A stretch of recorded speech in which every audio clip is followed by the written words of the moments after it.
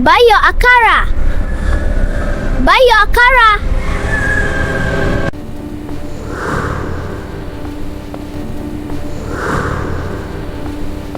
Do you know her? The Akara girl. The one who roams the city every midnight with her basket on her head, **. I heard the story from an old man at the barber shop. He spoke with fear in his voice. He said it's better to stay indoors after midnight, especially if you live near the market. You see, this girl, she's been hawking Akara for years, or at least that's what people think. Every night, when the city falls quiet, she appears. Balancing a tray of hot Akara on her head, she calls out to the empty streets. Her voice is soft, like a whisper in the wind, but it carries through the silence of the night. Akara. Hot Akara. Who wants Akara? **. At first, people thought it was just a regular hawker, like the others. But as time went on, strange things began to happen. You see, there's something off about her.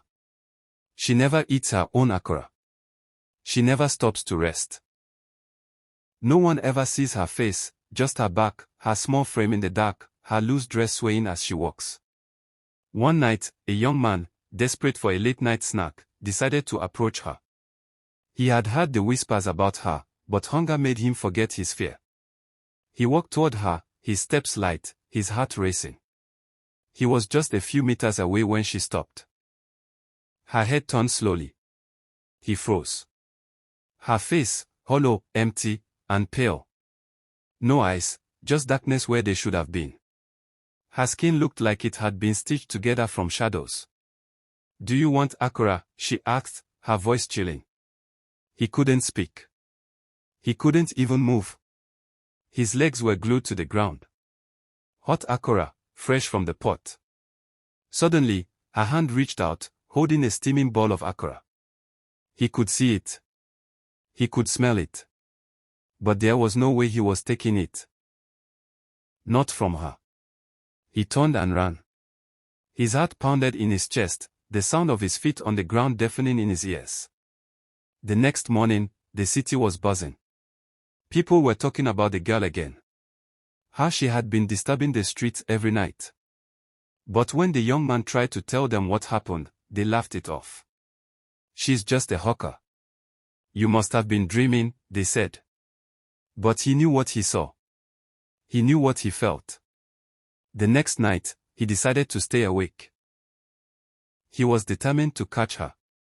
To figure out what she really was. At exactly midnight, he heard her voice again. Akara. Hot Akara. Who wants Akara? But this time, he didn't run. He stood at his window, peeking through the curtains, waiting. She passed by his street, and this time, he was close enough to see her full figure. She was walking, yes, but there was something wrong. She wasn't walking. She was floating just above the ground. Her bare feet never touched the earth. Suddenly, her head turned toward his window, as if she knew he was watching.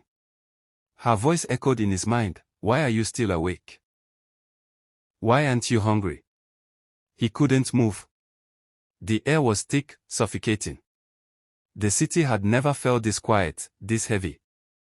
Then she spoke again, but this time, the words didn't come from her mouth. They came from everywhere. From inside his head. "Don't worry. I'll find you." The next morning, the young man was missing. He never showed up for work. No one had seen him. His house was locked from the inside, the curtains drawn. The only thing left in his room was a half-eaten Akara, placed neatly on his bedside table. People said it was just a coincidence. Maybe he had left the city, they thought. But I know better. Every midnight, the Akara girl walks the streets, looking for someone else to disturb, someone else to claim. And I think, no, I know, she's still looking for him.